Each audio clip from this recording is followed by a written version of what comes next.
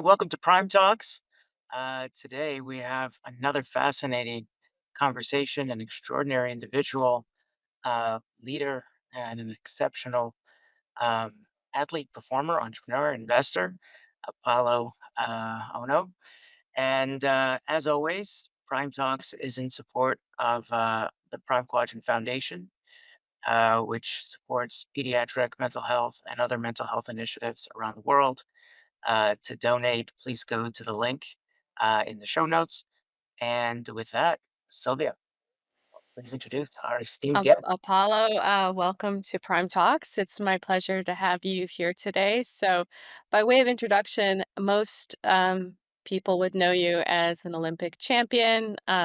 You also have performed on Dancing with the Stars, author of the book Hard Pivot, and an entrepreneur and an investor. But all of that to me doesn't really register or matter when I talk about you because I consider you a friend. And when I was thinking about how to introduce you today, I was remembering this quote that, people say that you become like the people you spend the most time around or the people that you surround yourself with. And I was like, every single time I'm with you, Apollo, I I feel like I'm a better person at the end of that conversation. I feel like I have more clarity. I feel inspired. And I just love every moment that I get to be in conversation with you. So, even though you are an incredibly accomplished person, what I'm hoping our listeners will derive today is just the quality of your soul and who you are as a person. And I hope that everyone feels equally inspired from this conversation as I typically do when you and I talk. So, thank you for joining us today. Yeah, thank you. That's very nice of you. Yeah. So, um, let's start with a question. You've really lived at the razor's edge of speed, pressure, performance, but before the gold medals, you were just Apollo, a kid raised by a single dad. Can you tell us about those early years and what you and your father had to overcome together as a team? Yeah, my father raised me in Seattle. I was raised in a single parent household. My dad is Japanese, and he came to the United States with I think a very similar immigrant story where he had no money, couldn't speak the language. He sought a different life than what was currently in his homeland of Japan, and when I was born, he had no idea how to raise me, what to do, what it was gonna be like, and, he was struggling himself just trying to assimilate back into this culture that was quite foreign, especially back then. Um, and he really just saw talent in me that I think probably obviously I didn't see in myself, and so the question around, how did you and your father overcome some of these things together? I would say early in my life, there was no team. It was really my father kind of taking the heavy-handed approach to push me and direct me and guide me towards areas that he thought would be extremely beneficial, both on the philosophical perspective of how that would curate different experiences in my life, and then also because he is older and he's my father, he just saw so much more potential within me than I could see in myself. And so he just pushed me into all these different categories, whether it was sports, academia, arts. And my father was an extremely positive, um, you know, I would say foundational layer in my life, meaning he was the prototypical tiger dad in the way that he pushed me. And I can give you examples of what that is. But he really would do it in a way that was kind of rooted in this philosophical idea that like anything you desire in this world is attainable. It will require you to do an outsized effort and means of not really kind of doing things behind the curtain, so to speak. So, like when there is no lights and camera, when there is no accolades and celebration, what you do, the quote that he really said is, "Champions are made when no one is watching," and what you do Mhm. in those moments consistently will dictate not only the character but the consistency of your performance. And so when I would do these early swim competitions or inline or roller skating competitions or whatever it may be, he would, if I got second or third or didn't make the podium, he would kind of pull me aside and say, "That's okay, no problem. However, why don't we break down why you didn't win?" So early, there was this idea of you can always win, right? There's a podium there for a reason. So let's understand maybe perhaps why you didn't.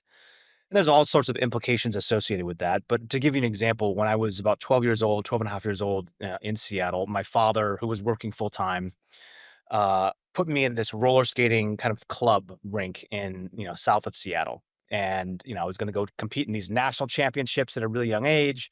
My father didn't have time to take me to these after school practices because he was working all day. And so the only other form of training or practice that he knew to himself was to effectively wake me up at 3:30 in the morning and then take me to these empty school and church parking lots, strap this miner's light on my helmet and, put the lights on in our Volkswagen Rabbit that he had. And he would just mindlessly make me skate around in these parking lots at the age of like 12 and a half. So this is the tiger father example of like, Did you feel resentful of that, or were you jealous of kids who had it easier, or at a young age were you already, like, grateful for it and you wanted it?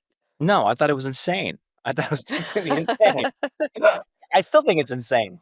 Yeah. Um, and I asked my dad, like, multiple times many years later, like, "Why'd you do that?" And he's like, "Well, I just had no time. So, like, we had to figure out a way where I thought that you had the talent, but I felt like you were at a disadvantage because we economically did not have the same resources. He didn't have a partner that they could trade the time. It was just all of my dad, and he had to go and work to try to, help us survive." And so there's a huge amount of resentment, and early on in my life, especially in my teens, it was always like, why is my dad so hard on me? Why is no one else's parents is like this? Why is he so intense? Why does he care so much? Like, I just want to be this like free, normalized childhood. And what I didn't recognize is that my dad didn't want me to have a normalized childhood. He wanted me to have an extremely abnormal reaction, response, and experience. And I didn't understand why. And Apollo, like, so a lot of that story sort of centers on, in terms of your personal development being sort of nurtured, Yeah. right? But you also somewhere, somehow had these natural skills, these abilities, you know, to achieve that level of exceptionality. When did you sort of realize that there was also the nature component, that there was some exceptionalism to Apollo, not just the craziness of what your dad put you through? And when you did realize that, what did you feel either called to do, or did that excite you? Did that scare you? What were you thinking when you first kind of came to that realization? Well, I would say that the realization of me, like, recognizing the talent that I had didn't come until much later. Mm, When you have, like, this naive mentality around things come very easy to you because of this natural raw talent, they don't they're not merged with, like, the discipline, the sacrifice, and the work required to be really great in something.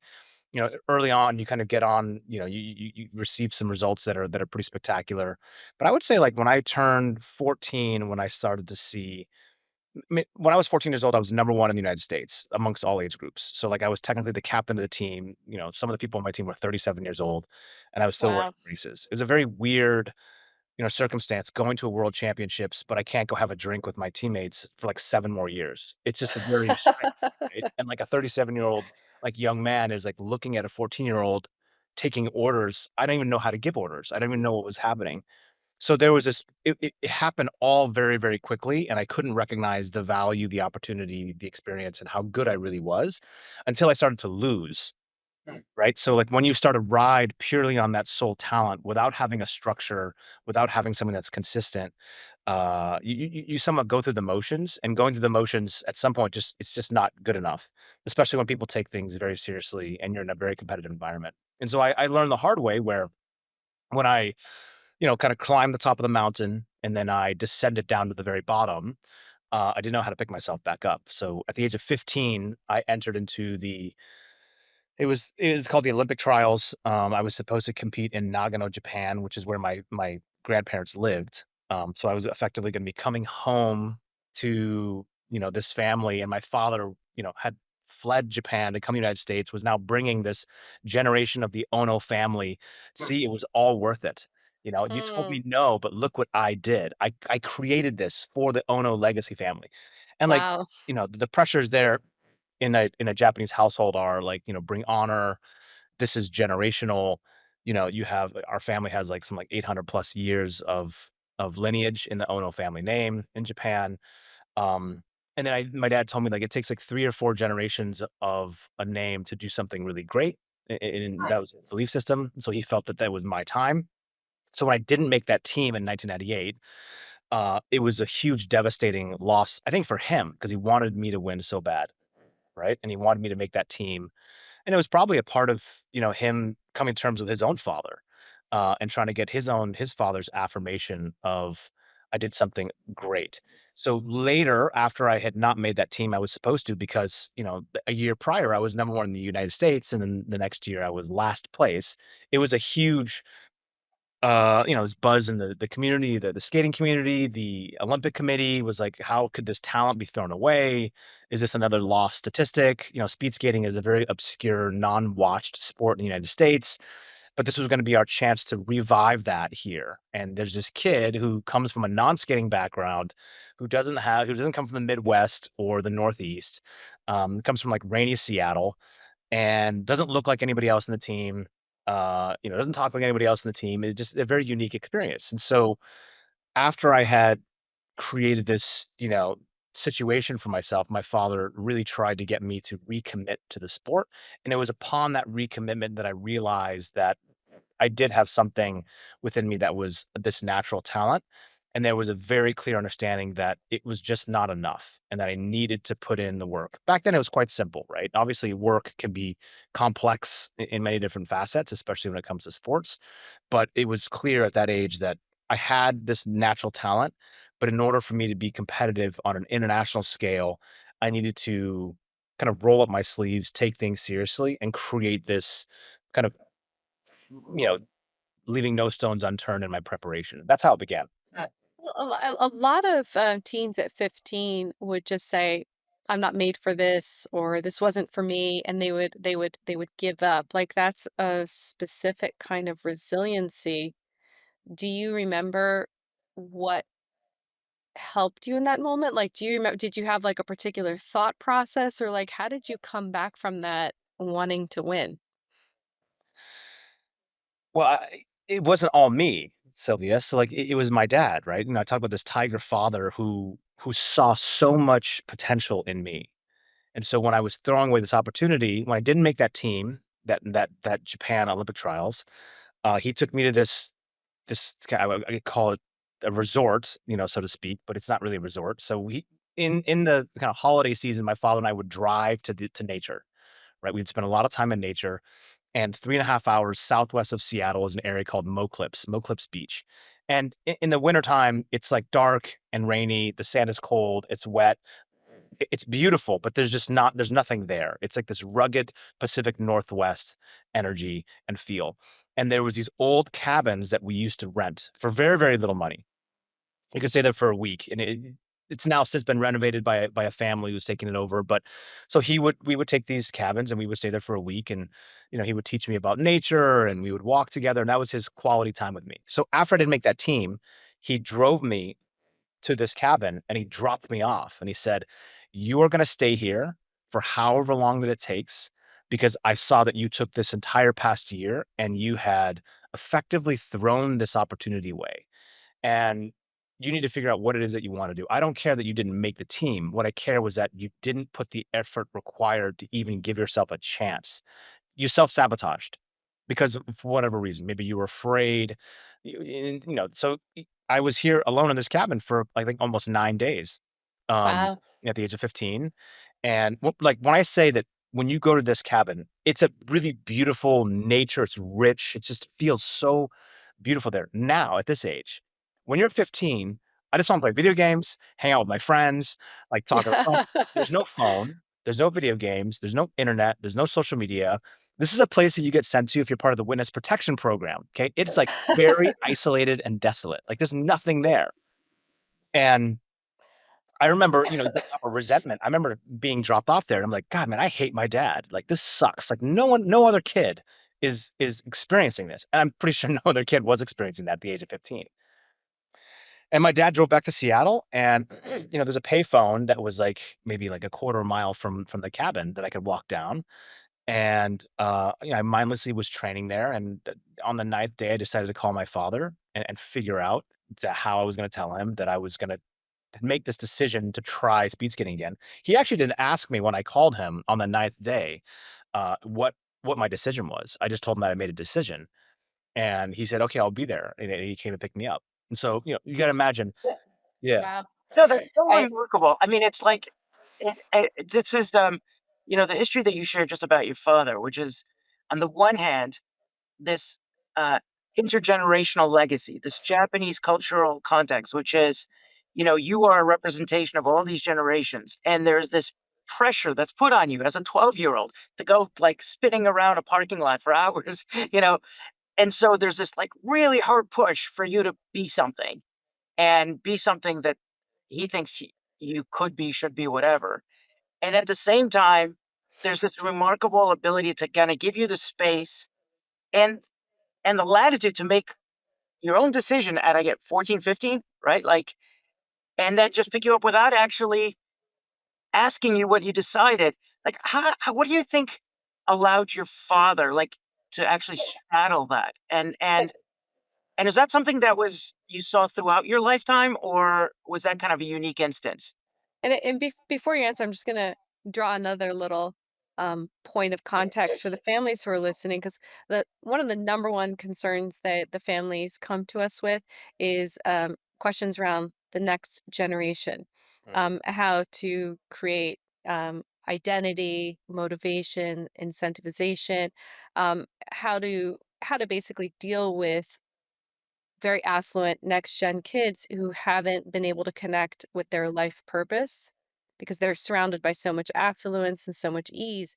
And a lot of the research shows that the source of that problem is that they haven't had enough friction, and so that friction is a really important part of forming your identity and your motivations. And when we have too much comfort, too many things are solved for us too easily. Somebody else, a housekeeper's making the bed, maybe a chef is making the food, there's a driver who drives you from place to place.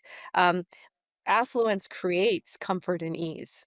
And conversely, this doesn't actually seem to help kids become who they're meant to be, and that there needs to be a fair measure of friction and difficulty. And so I can't imagine something more difficult than being dropped off for 9 days in a cabin in the wilderness at that age. So I mean, kudos to your dad for understanding that. Yeah, I'm glad you brought that up. Tough love is it was probably more difficult for my father than it actually was for me, right? To be able Yeah. to release the reins of control and give this young 15-year-old who had a propensity to do all types of chaotic and mischievous things when I was younger, and instead trust in a process that I would somehow find my inner voice, find this guidance in nature. It's a huge risk, right? It could have fractured the relationship forever with my father and a deep resentment and hatred perhaps that he didn't know. And my father, by the way, owns his own hair salon, still does in downtown Seattle. So he's like cutting people's hair while he's telling his clients what he just did. And they're like, Yuki, what the hell? Are you kidding me? This is you. This is insane. Like Jokes. you can't do that, you know? And it's just like I think my dad felt like his back was against the wall because he had no choice, right? And he didn't have any other guidance. He didn't have anyone else to kinda help him and guide him. His most of the female role in my life came from the form of the clients that he was doing their hair, and they were the ones giving him advice on how to raise me, and so when they heard this, they were like, "Yuki, this is not acceptable. You need to go get him right away." So he was a deep conflict there. Um, I think back to your question around like, my father and the decision to do something like this, it was really excruciating for me too, right? I mean, I just remember mindlessly having this internal dialogue, which I'm really lucky to have, at the age of 15, this like, existential question of like, why am I here? What am I doing? What is the decision that I'm seeking? I was praying. I didn't know what I was praying to. I wanted some form of like lightning and parting of the clouds and like an answer given. Give me clarity of vision. And I received none of those things. There was no lightning, there was no parting of the clouds, but I think the thing that I did receive was there was a internal voice, this kind of internal dialogue that was started by prompting these questions of like, well, why did you throw away this opportunity? Like you felt like you could have actually made that team had you put in just the required effort. So what are you afraid of? Is it like afraid of showing up as your full self and it not being good enough for the world and then having to deal with that consequence of letting your father down? Because in essence, that's effectively what I was doing. The person who I sought the most love from was my father. Every decision and process, especially at that early age, was really done in a way where I was seeking the affirmation and approval of my father that I was good enough, that the effort was enough, that I was enough for the world. Uh, and like when I finally had made that decision to have my father come pick me up, which was remarkable for him to come do that. I remember telling him on the way home that the 3.5 hour long drive home about what I was going to do, and he says, "Okay, great. We'll put you back in the training program." And I think 4 months later, I made the very last slot on the team. It's like a double alternate position, meaning like I wasn't gonna skate any of the competition at World Championships. I was there watching just in case 2 other athletes were injured. And I remember sitting there and making promises to myself, when I was in the stands watching my teammates and watching this international competition go by. And, the beauty back then was there was no distractions. I didn't have social media, I didn't have a phone. I just had, like, my pen and paper, and I remember writing down these specific promises to myself about when I go back to Seattle after the World Championships, I'm not gonna call any of my old friends that I would hang out with. I will redefine and restructure how I will approach this moving forward. And at the age of 15, it's pretty simple, right? You just put in the effort and the hard work, and you get a pretty good outcome. And then that's where this competitive natural drive came from. So it came from my father, but then it really started that flame started to become much more something that I owned, that I was really, really hungry for that performance. But then yeah. When you think about, obviously that experience, it taught you reflection, taught you to listen to your inner voice. It's sort of resilience, commitment. Like there's just so many things that kind of just even from that isolated experience. When you fast forward to today and you think about the glaring edges and advantages that you've gotten from participating in the sport to the level that you have. Like, what stands out for you today as the edge that you feel as you sort of navigate? And we'll get to that to your world today in a second. Like, what do you see as that primary edge today?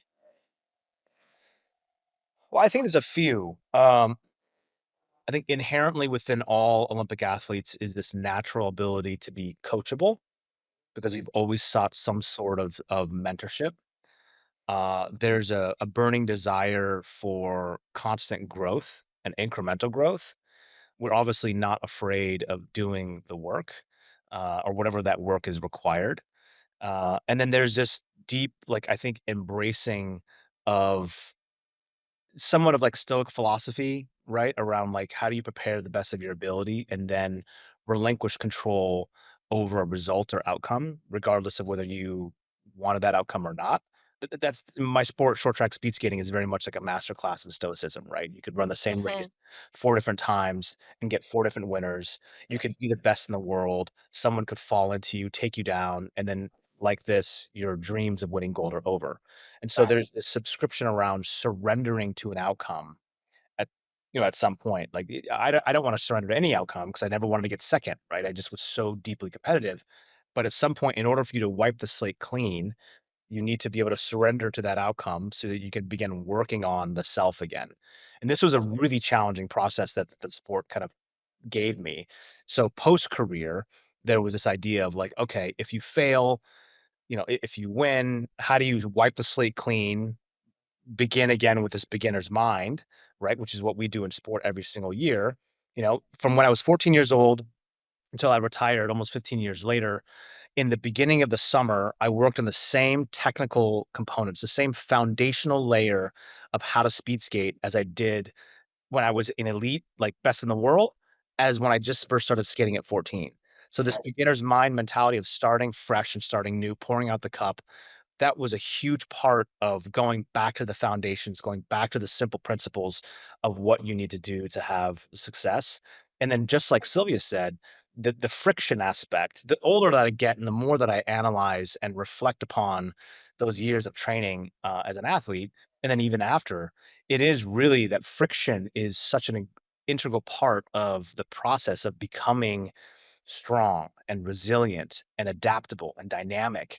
And the more friction that you place upon the human species, this incredible adaptation to that hardship can occur. And again, we see that reflection in all things. When someone does something great, I guarantee you there was something that happened in those early years, formative years, psychologically, that created new neural pathways that then created this outsized response to attack the world in a way that can be really deeply beneficial and positive, or it can be quite negative.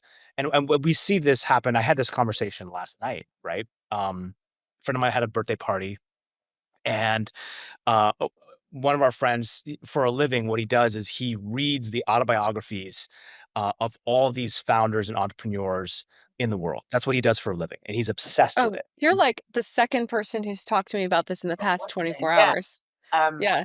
Yeah, Were David you just Senra. talking about yeah, this right Sinra, now? Sinra, Yeah, Yeah. yes. Senra's amazing, right? And so he's like this, Senra is this maniacal reader who's obsessed with finding through lines of these amazing entrepreneurs with these stories. And the constant through line from the majority of these people, maybe not all, but like well over 90%, is that there is some, you can call it trauma, you can call it experience. There's something that happens early in their life that creates this incredible response. And sometimes these people live, these performers live in a state of pain very, very far on into their 50s and 60s, and they carry that with them, right? Whether it's a Michael Jordan who's artificially creating enemies even on his own team or in teammates to create an outsized response for performance. So I'd like to go a little bit deeper into this because I'm also I'm the daughter of an immigrant father. I believe and I have a tremendous amount of resiliency because of that, because I was encouraged basically I was given plenty of adversity early on, but in a loving way. Um, so I feel like I have a lot of resiliency. But now, if we pivot to the business world, Right. it's harder for me, I'm just speaking for myself personally, to wipe the slate clean when things don't go well in investment deals. And Absolutely. that so I feel like I'm a very resilient person, but right now, it's been a horrible environment for a lot of the venture investing that I've done historically. I mean, I every other day I get another email saying, another venture firm is out of business. And it's like I don't have the same capacity for this sort of like wipe the slate clean and just keep going. Like I feel a little bit like it can be hard to come back from investment losses. So like how has that translated for you from athlete to investor? Well, I think if you don't have the gift of having short-term memory, which most investors don't, right? Because we remember our losses and the psychological pain associated with not winning. Athletes are the same way, right? So when you have a deep loss, you carry that pain and what that felt like, whether you felt stupid, whether you made a bad decision, you carry that with you. I think the perceptive difference is when you experience something like that, can you actually reverse this into something that can create a propellant, something that's going to create momentum and action and movement for yourself?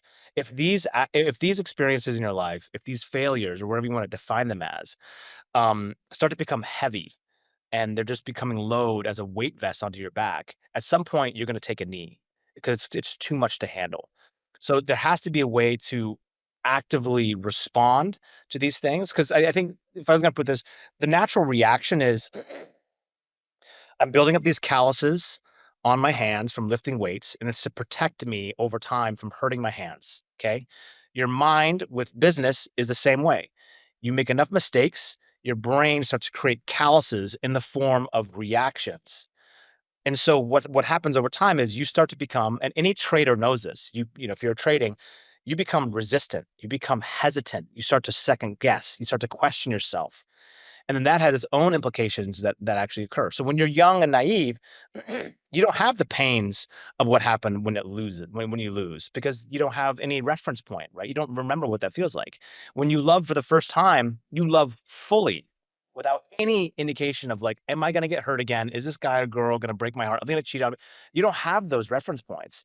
Same thing happens in business. From my perspective is that we create these calluses over time, and it's important for us to obviously realize and recognize that these are amazing leverage points to propel us further in terms of momentum and action.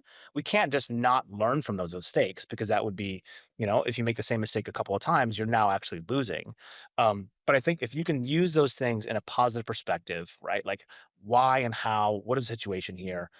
It feels like the sky is falling. How do I reframe this in a way to realize and recognize that I will survive through this? And I think that's the reality, right? Yeah. Anyone who's been in a firefight realizes that the things that we care about the most in this moment, in 10 years, we'll look back on and say, like, I thought I wasn't going to make it through, but here I am retelling the story. So I think having that long tail or that long-term vision, at least it helps me a lot, especially when Mm. things And feel Apollo, changing. I want to pick up on that and something you said earlier because to make the analogy, observe for like a lot of very successful people, there's always like some trauma, some chip on their shoulder that like served as this catalyst or this motivator for excellence, Yeah. for exceptionalism. So it gets you to a place, but over time, that exceptionalism has diminishing returns. So somebody creates $1 billion of wealth, going from 1 billion to 2 billion just doesn't produce the same juice, right? But that's all that people do. They're just like going from 1 billion to 2 billion to 3 billion to whatever. And at some point, that chip on their shoulder just doesn't serve them anymore. And they have to like kind of take that chip off to elevate to that next level of fulfillment or growth or whatever. Mhm. How have you experienced? I could see that you've actually gone through that metamorphosis in some way, shape, or form. I suspect. How have you done that, and how might you advise others to navigate that? I think that to me, that's an incredibly high quality question, right? You Good have a job, family Mo. yeah, you have a family member who has kinda harnessed their pain or lack thereof or never being good enough or, scarcity mindset into something that is so explosively positive for the rest of the generations of the family, okay? Um, in my case, I had this insane radical sense of fear of failure and paranoia that whatever I did was never enough. And it created this psychotic preparation in every aspect of my life in terms of training. A very unpleasant to be around if you were a teammate sometimes because the level of intensity that I brought to the ice rink every morning from when I arrived until we left was it is almost like a machine. There's no variance, right? Just every time I came demanded the absolute best of yourself, um, in this, like, almost, like, violent way that's not physically violent, but, like, almost like this Yeah, very ballistically intense way. And when I retired, Mo, in 2000 I retired 15 years ago, okay? When I retired as this young Apollo, I gotta tell you, my viewpoint on the world was so different than I just thought the world worked in a different way, and I tried to just umbrella package what I did before and place that towards business. And so the fear of failure, this like deep lack of empathy for competitors, which became a really big issue in both the relationships that I had, friendship, business, and my intimate relationships. Uh, I saw something with myself, and I realized very quickly. I was like, "Wow, the person who I was as this competitor in the Olympic space I cannot and I do not want to bring this into the world because it feels so angular, so sharp, and also deeply unfulfilling." And so it just felt like, I was able to use these moments of like, I wouldn't say despair, but like deep dissatisfaction with who I saw myself in the mirror. Um, and that was a huge leverage point to do something great in the sport. The problem was that um, that's not who I wanted to show up to the world as. And so that then began this internal process of saying, well, I want to harness all of the attributes that made me great in sport, which is the hard work, the discipline, the obsession, the maniacal preparation, the visualization, the mindset, this kind of meditative mindfulness that was there. But I don't want to bring that anger and rage and destructive quality, both to others and myself. There's a lot of self-sabotage that would occur throughout the career too. And there was this, I think I credit this to my father about being mindful about how and what is the way that I want to show up to the world as, right? Like, am I asking the right question of like, what do I believe the world or the universe wants from me? And am I, what do I want from the world and the universe in this life, this very short life that I have? And can I mirror those things? And it changes. So it was difficult because that reinvention or pivot from who I thought that I was and all that I was into, wow, there's a lot of work here that needs to be done on Apollo before I can show up as the best self. And if I want to continuously grow and bring forth any sort of light into this world, which that's what I wanted to do. I knew that I needed to go deeper within myself. And that was a harsh process Oh, because yeah. So that's when you're amazing. so conditioned to use pain, in whatever form, or darkness as the form of your natural foundational layer of how you get success, the longer you do that, the harder it is to break that human behavior. And human behavior is really tough to change, right? It, Yeah. it has to requires something pretty drastic, either like a loss or another traumatic event, or like your back's against the wall and you're like, I got to change something. I cannot show up to the world in this way. So, Um, so it's interesting. So you kind of pointed out a couple things. By the way, just as an aside, in 15 years, I've never had a window washer show up. nice, Just happened. And this is not like the first time. Every time we do a prime talk, something happens that never happened before. Last nice. time, I've never had a saxophonist right outside my window. The entire time there was a saxophone playing. Anyway, the universe is trying to send us a message. But no, I want to come back to you sort of touched on this thing, which is that again, we sort of see this in our context where you have families who ostensibly created great wealth by being successful entrepreneurs. When they transition from being entrepreneurs to being investors or stewards of capital, there's a whole host of activities that they fail to both transmit from the business to their capital, like disciplines that they need to transmit and transfer. And then there's a whole host of behaviors and habits that they actually need to discard, but that they end up transmitting. And, you know, you've alluded to a couple of those. Those were like more like dispositional. Um, what else did you feel you need to discard? What mental frameworks helped you in this next chapter? And we're going to get to this next chapter in a second. But would love to see like and I guess maybe on top of that, what were some of the jarring elements from an identity point of view as you shifted from being an Olympian to being entrepreneur, investor, dancer, whatever, you know? Like I'm really curious to understand like what is the mindset of Apollo the investor? Mm, Like how would you define that? And is it working for you? yeah. Um, so I'll answer that question first, Sylvia. I think as an investor, I try to look at these founders, and when I have conversations with them, and I try to see and seek out, do I see parts of myself in this person that will allow them to go through these harsh times and difficulty, and still persevere and carry on and find a way to success. I try to find that through these conversations that we have. Obviously, the business and the analytics around what they're doing, and can they carve out a space?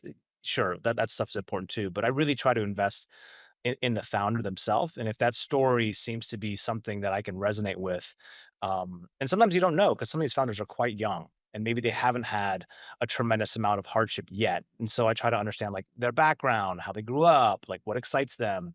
A great question I always ask them is like, what do you like to do on the weekends? Like, when you're not working this project. That usually reveals some interesting perspectives there around where their obsessions are, where their interests are.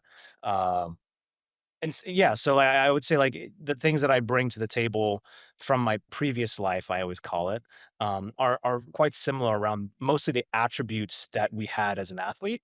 And then when I find a founder or a company that I really, really like, my intention is that how do I serve this founder or company in a way where when they do face this deep amount of friction, how can I serve as some sort of beacon of support to help them navigate this and the landmines that perhaps I had within my own psychological process, so that they don't get stuck in this deep kind of founded self, you know, reflection of dissatisfaction that paralyzes them from taking action versus actually propelling them forward. So I'd say that's one side on the investor front. And then Mo, I think these families or the people who've had and reached a huge amount of success and relinquishing control, and there's a huge process here. I mean, identity is a huge part of what we subscribe ourselves to, and at some point we do have to, I wouldn't say rid ourselves of those components, but recognize that what we did was really, um, an amalgamation of the attributes that required us to do that one thing. So we may have some raw talent in terms of scouting deals or seeing real estate or whatever the business might be. Um, at the end of the day, it's mostly the attributes that were there, right? So like if you were not allowed to do the thing that you're really good at, what else would you actually do? And most people would say, like, I have no idea, right? Like I couldn't do anything else. This is the only thing that I knew that I could do. And the reality is that's just not true. I think that there's adaptation, and there is this kind of self-fulfilling prophecy of your identity will change over time. But the more that you subscribe to this idea that this is all that you do and what is on your business card or your signature, email signature, that's who you are. I think that's actually incorrect. I think that's what you do, right? Mm. Who you are is much different. When I went to this program years ago, with like 37 other executives from around the world, CEOs from like banking and insurance and infrastructure and construction, and really fascinating. And it's a 6-week live-in residence program at Wharton. And what you do is you spend the first couple weeks kind of getting to know each other. And on the third week, one of the professors that came in did this exercise, and you would have 3 different partners and 3 different rounds. And so what would happen is someone who's your partner would just ask you for 1 minute to 3 minutes to 5 minutes, "Who are you?" They can't say anything else. "Who are you? Who are you?" And when you first start, you're like, "Oh, I'm Apolo Ohno. I was an Olympic speed skater.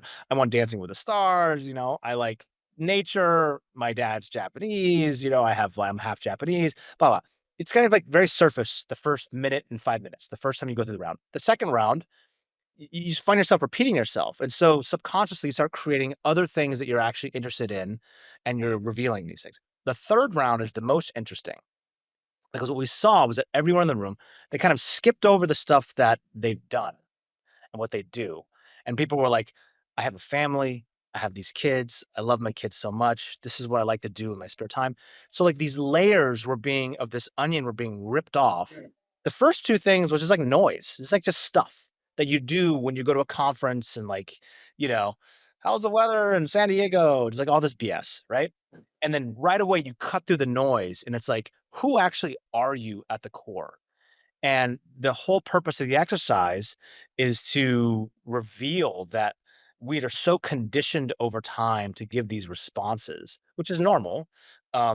But if we really, really want to build true connection and relationship in these environments, it's actually revealing something that's much deeper that someone else can resonate with. And that's the human component that is so beautiful and powerful. And I fell in love with that process because the identity that we subscribe to is the first round, and by the third round, that's the stuff of we're really what we are and who we are. And that's actually what Yeah. connects people at the core. I'm sure you're aware, Apollo, but one of like the great spiritual questions of all time is the question, "Who am I?" That's actually there's an entire spiritual practice that's based on just asking that question, "Who am I?"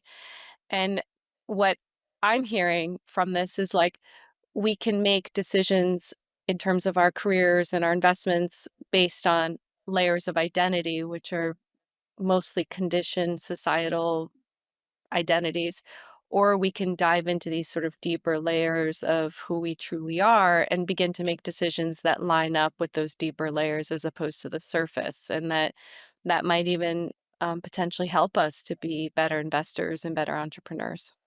Yeah, I love that. And so, Apollo, I know this is putting you on the spot, but like, how do you answer that question today? I answer that question. It depends on when I ask it. Right. There's different parts of, I think, the year in which my response will be slightly different. I think, Sylvia, if you had asked me this question 4 years ago, it probably is different than it is today. Uh, I would say, for me to I'm someone who I deeply wanna share my experience with the world. Not to say this is the path that you should follow, rather than if I can serve as this reminder of your own inner dialogue, inner power, this finiteness of life in how you communicate with yourself, your loved ones, and others. I think that's my purpose today. And so I'm someone who am I today is I had this incredible experience in sport. It's allowed me to expand upon not only from business and relationships, but expand upon this internal work that I've done and this quest for constantly going deeper. And I think it's not only for me, it's actually for how do I serve as a beacon to remind other people of their own inner light, to have that conversation, to do the hard thing, to not shy away from friction, to have and do the stuff that maybe society is saying, like, well, this is how the rigid society is to kind of be a cog in the wheel, to question those things.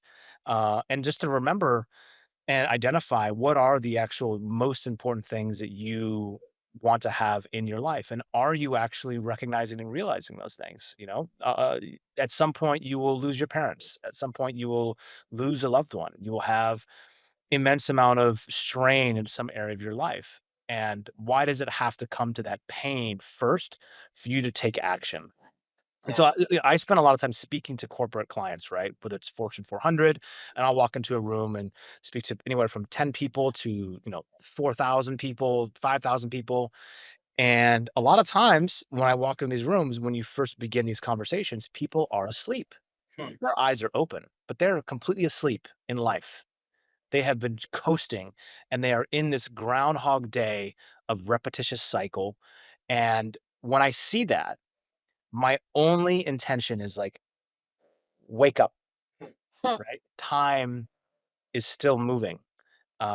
And I don't want to say you're wasting the time, but you are giving away this very powerful resource. And you've just kind of slipped into this state of being plugged into the matrix where Yeah. you're autonomously just going through life. And Yeah. it's very easy to happen, right? Because of schedule, of your kids, of your stress, of things. And humans are a byproduct of their routines. And we Yeah. typically do routines because it gives us a sense of comfort and control, even if those routines are actually negative to our behavior and they are negative to our outcome because it gives this subconscious layer of, I know I shouldn't eat this thing, but like it just gives me a sense of like this weird comfort. Yeah. So That that that's who I am today is like, that resonates so deeply with me because I think about this every single day that we are the sum of our habits and how attention is like a unit of time mm, and how distracted our attention is, like how freely we give away our attention. Everyone knows that social media is part of that, is one of the culprits, but like just generally, like our attention is so scattered. And when our attention is scattered, what we're actually doing is we're actually giving away our time.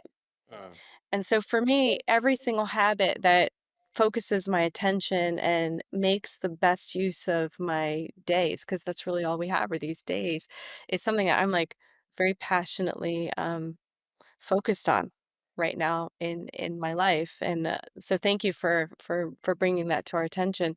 um I was having a conversation with Christine Choi yesterday.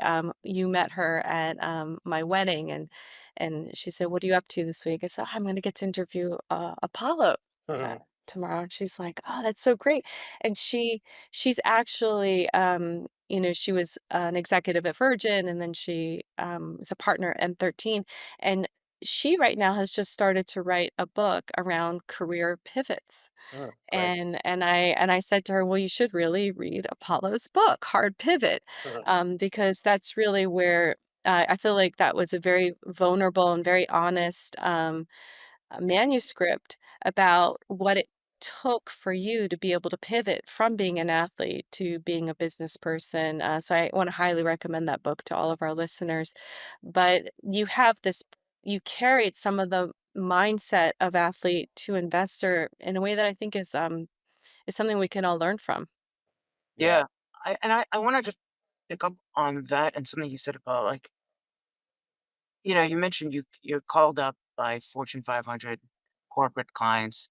And of course, what gets you into the room is the sex appeal of a gold medalist, of a Dancing with the Stars.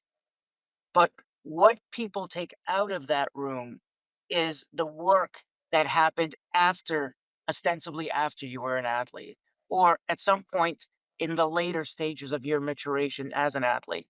Like what you described earlier was not somebody that was just like a high achiever. It was a person that's um, operating and engaging and communicating at a high frequency, right? At an ability to sort of see the bigger picture, the story above the story. And so, what are some of the disciplines that for you have helped you cuz elevate? Because at some point you were that person that were just waking up and doing and going.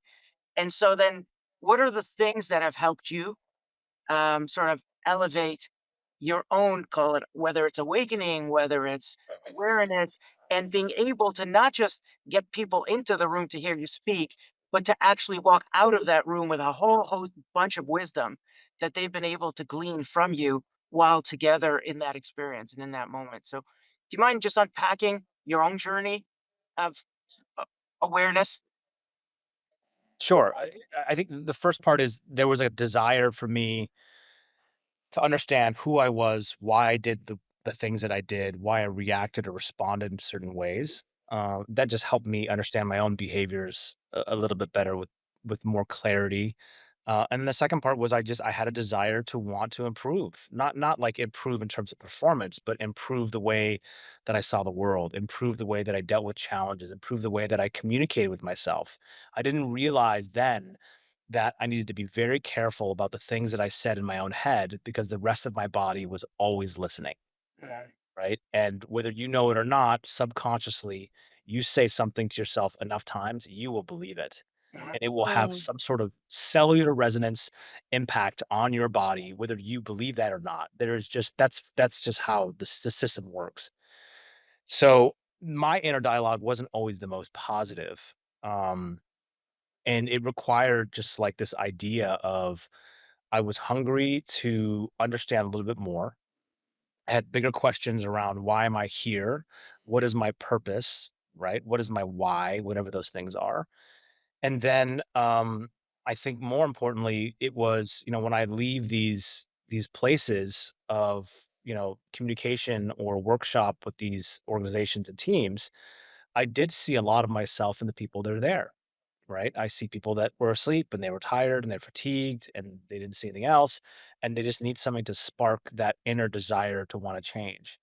And I just, I think life is so interesting because you can prepare the best of your ability and it will always remind you at certain points that you're actually not in full control. mhm, Now, how you react to those circumstances is within your control. And so as we go and we hurdle through this like time and space, I just my desire, and Sylvia, you know this too, like my desire for both reflection, whether it's deeper sense of spirituality, purpose, impact, um, I fall off the wagon like anyone else does, right? And my journey of trying to become a more whole person, human in this world that actually has impact is an ongoing one. My subscription to my previous identity is not completely, stopped. And now I'm like this healed person. Like this is a lifelong right. practice. And I may become a little bit faster. I think the things that help me the most are this is on a personal level. Um, I think some sort of like meditation, mindfulness has really helped slow time down. Mhm, Which, mm. and I know everyone post COVID could probably recognize and feel like everything feels like it's just moving really fast. I can't believe that all these months have gone by. How and typically this happens as you get older. Time actually accelerates. And something that a friend told me a long time ago, who spends all his time thinking about, chronological time and how to create experiential time, meaning like that time when you're a kid and you have this endless summer that feels like it's like years long. How do you recreate those moments in your life in your 40s and 50s and 60s and even 70s? And a lot of it comes, Sylvia, through friction.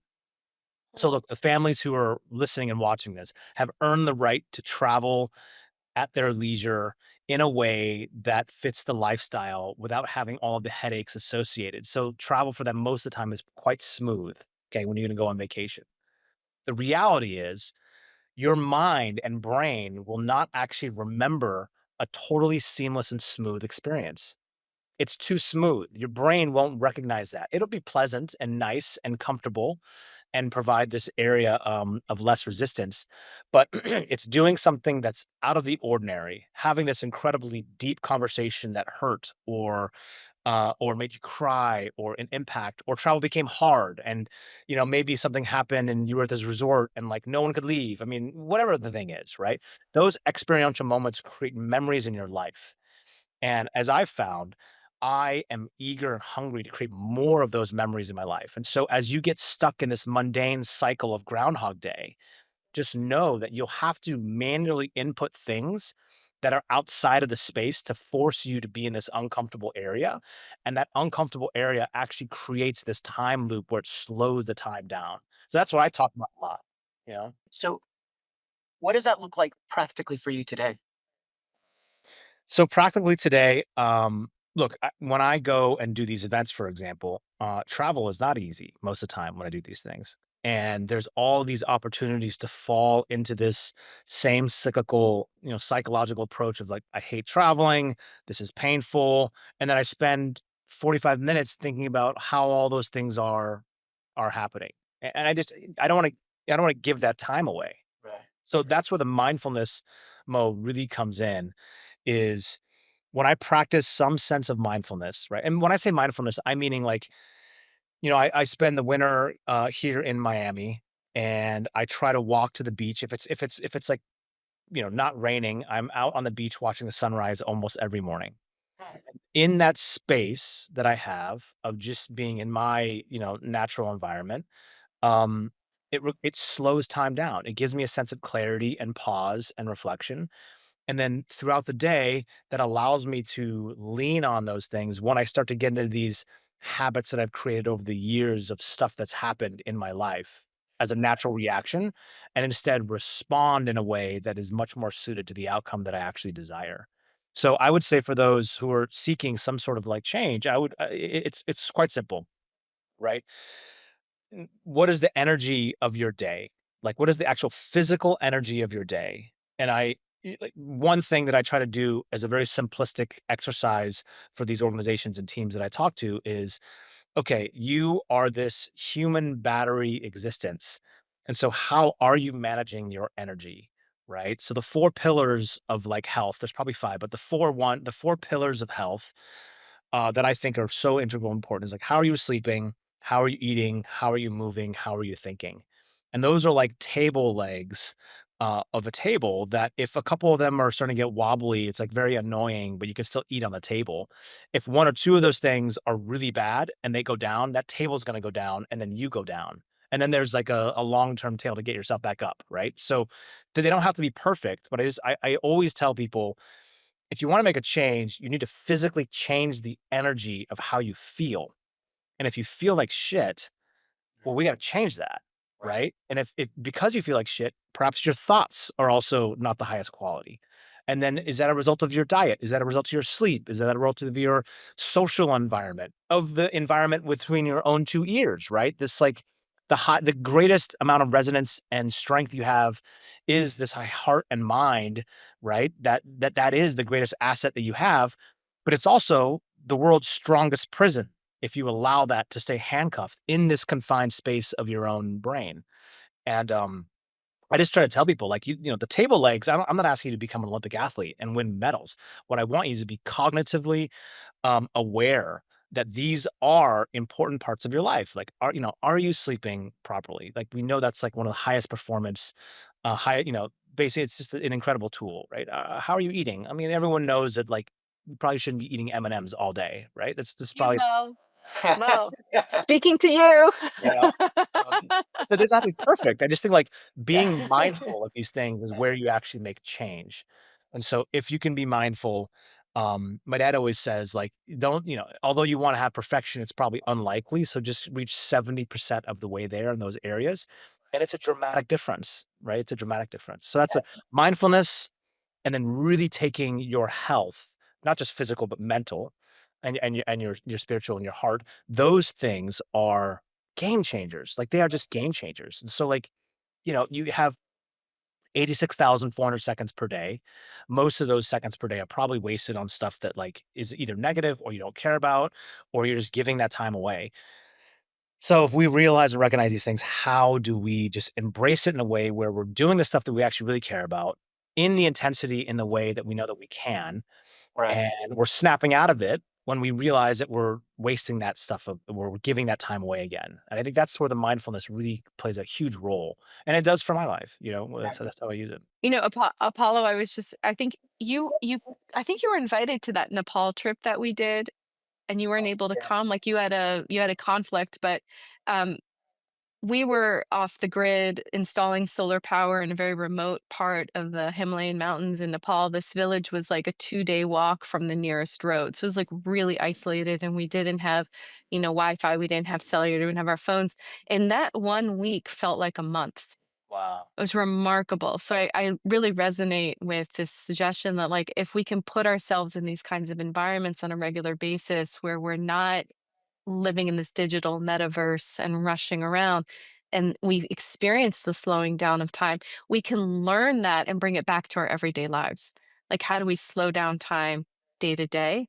I think it's something we can all learn from. And I have been, particularly really trying very hard to get rid of the feeling of being busy, because I think that the feeling of being busy is something that it's almost like we've all caught this virus where, like, some people say, "Well, how are you?" "Oh, I'm so busy." Like, why are we all so busy? Like, what are we doing? And if we can actually reverse engineer that and say, actually, it's a priority for me to not be busy, because when I'm not busy, I'm present and I've recaptured time for what really matters. That's something that I'm personally really working on day to day. Yeah, a friend of mine I actually just had dinner with last the other week, and he said, "We've forgotten that we're human beings and become human doings." And so, you know, this I kind of like that line. Um, but see, but I coming, wanted to make sure before we end our time today, Paul, I did want to make sure that we talk about what's next for you. And I know you're writing a book with your dad, and I wanted to hear what the topic is. And so, Mo, if that's okay with you, could we yeah, sort of hear a little bit about what's next for you? Yeah, absolutely. Uh, and just to touch on the busyness thing, I think that in society, especially with the growth of, the mechanical age, the digital age, there's been this badge of honor around I'm busy. And I think that, you know, when you have true luxury, it's actually, you're not busy. I caught up with a friend of mine the other day who's he's just like skyrocketed his own personal financial success. And, I asked him what he thought like true wealth was. He says, true wealth to me is being able to take my son into the pool on a Wednesday at 1 p.m. That's true wealth to me. Right. He's a three, I think he's a 3-year old.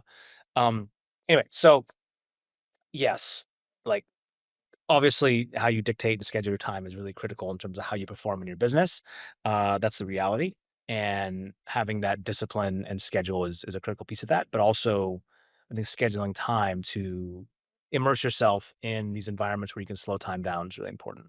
Um, the stuff that I'm working on with my dad, I love my dad so much, and he's been such an amazing mentor and teacher in my life for so long that he has been teaching me in different areas of my life as he's grown older. He just celebrated his 80th birthday. He mm, came to Miami.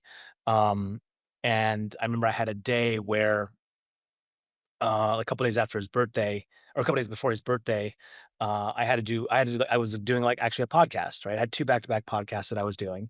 And he says, I'm gonna go explore Miami. And he's gonna go walk around Miami. And I have my dad on to find my iPhone or whatever, find my person. So I'm watching him. I'm like, where's he going? Dad walks 17 and a half miles, right? And Wow.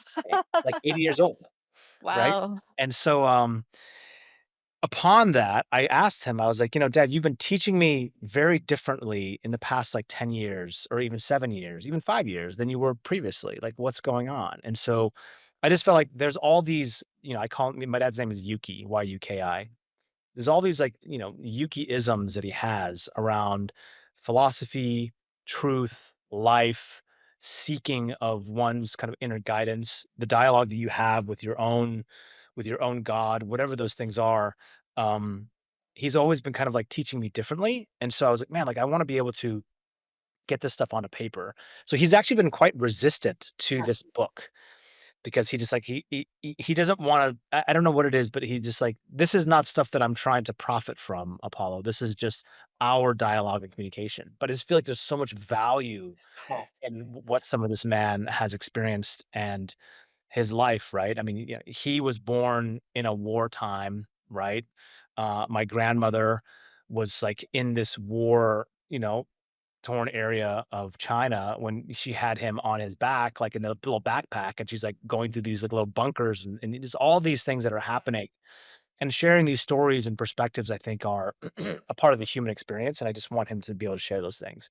And then, Maybe you can remind him if there's 800 years of the Ohno family, that this is yes, just a way of these particular set of values going into the next 800 years. yes, yes. And then, on the, I think, as professional side, I spend a lot of my time speaking, consulting, advising, and doing these workshops with teams, with executives, with the Fortune 400, mostly American companies. And so my intention is, how do I create more resonance, more reminder, more guidance for these companies to act as if and operate as they are human. I think that's a huge part as we continue to accelerate through AI and the usage of these digital tools around us. They're becoming almost cyborg like with our intertwining of the human experience and the digital, AI experience. So I just really want to become that beacon for people to remind themselves. And then I still, obviously, I still am investing into mainly health and wellness and consumer facing performance, some longevity. Those are like passions of mine. I obviously love, fitness and strength, and longevity has been a big part of my fascination with just not only creating a longer life, but a much higher quality of life in terms of health. And with the proliferation of information available to everyone, just identifying founders who are trying to make high quality experiences for us to use on a daily basis. And so, Do you have a favorite biohack?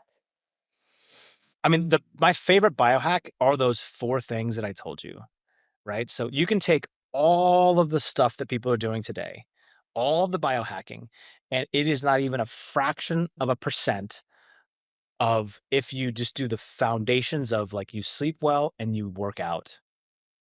Like those two things will completely eviscerate any forms of biohacking there. I mean, you as a human being need to really, really own that. And it's hard for a reason. It's not, like revving the engine is not easy all the time, but the more you do it, the more frequent and more ease that you can slip into that state of actually moving your body. So, what I would say is stop negotiating with yourself and telling yourself, if I do this first, then I'll start working on my health, because it doesn't work that way. You're going to Right. spend the rest of your life trying to recoup and use all that money that you have as a family to get your health back, and you can't buy it back. It doesn't work that way.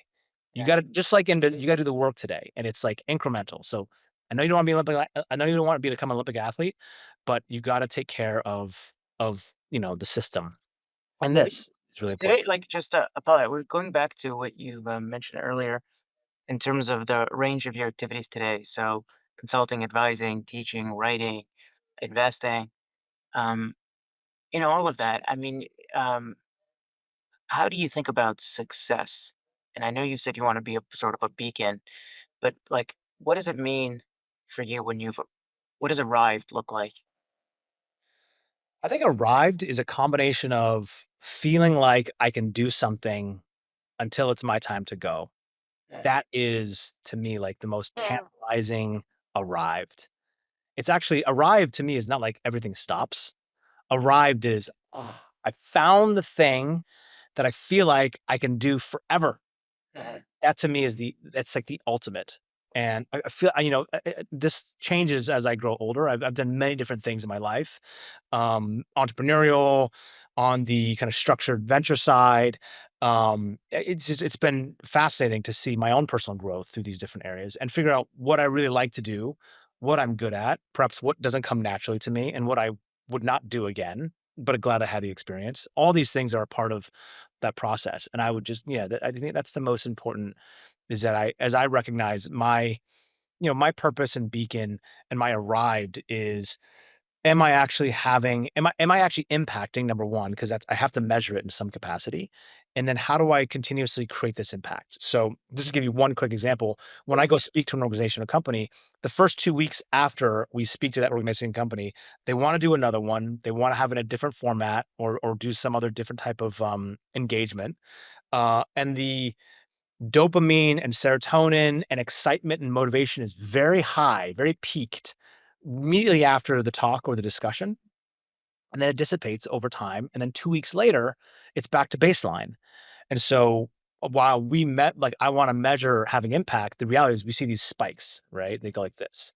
And so in order to create real change, these spikes are important because they show this motivation. But as we know, motivation and inspiration fade with time. And so how do we get people to structure these things that they can fall back upon when that motivation and inspiration has faded? And now they're relying upon those systems to keep them honest with themselves. If it's diet or nutrition or how they communicate with themselves, their loved ones, their family, their organization. Um, and their own personal health. So that's kind of what I think about, is I measure the impact that I have, and we're just constantly thinking about ways, either it's in a digital side to kind of have a longer term conversation with people, because one, there is no like silver bullet. Like you go speak to someone that's like, I want to change my life. I'm going to eat healthy. I'm going to eat like you did when you were training as an athlete. I'm like, okay, great. Let's check in like the next quarter. Check in the next quarter. It's like, how are things going? Well, I got really busy, this happened in my life. I was like, okay, so it's like the January 1st New Year's resolution, right? By February, 87% of all people have fallen off the wagon and they are no closer to that goal that they made. Because the idea of creating that sexy big goal in January was so much more exciting than actually doing the work. Doing the work is not fun, Right. right? It's like, I'm assuming it's like someone has this like incredibly explosive, powerful, psychedelic journey, okay?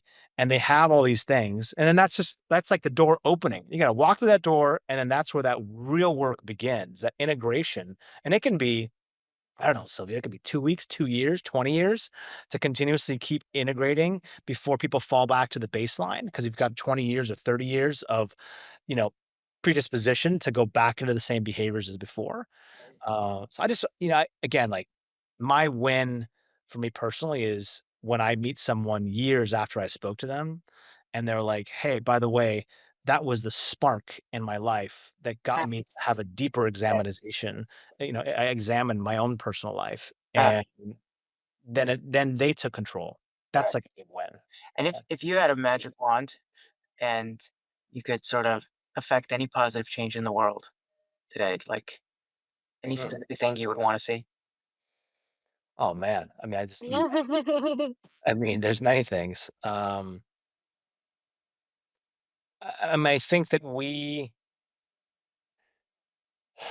become, and we are becoming, um, more connected and also disconnected in certain ways, right? So the access to information, whether it's to make high quality, conscious decisions about how we react and respond to each other, but then we've still got these like very interesting kind of man-made rules that we're playing by. And I feel like this, if we could accelerate humankind 1,000 years into the future, and someone from 1,000 years in the future came back today and viewed our behavior. What are we fighting about? What resources are we trying to squander and keep for ourselves?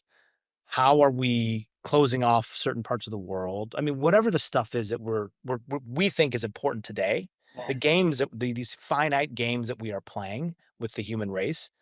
what would that 1,000-year, person who coming what would they say? They'd like, "These guys are Neanderthals. This is Yeah. crazy." Like, you have everything you can imagine on this planet. Why the hell are you guys fighting? What are you doing? This is what are you doing? Right? I think that, like, that's my magic wand is, Oh, like, how do you, like, create this, like, awakening moment with the planet?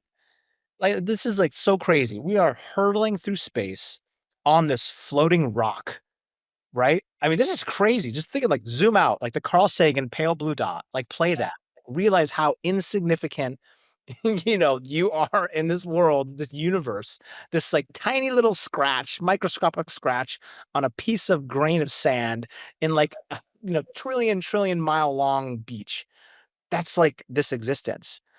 And it feels in the moment like that's all that's important. I know because I have the same way, but that would be like my magic wand is like, yeah, how do we collectively, and it's not easy because I mean, we've got so many millennia of experiences and evolution and responses and human behavior and carnal nature that we're always constantly fighting.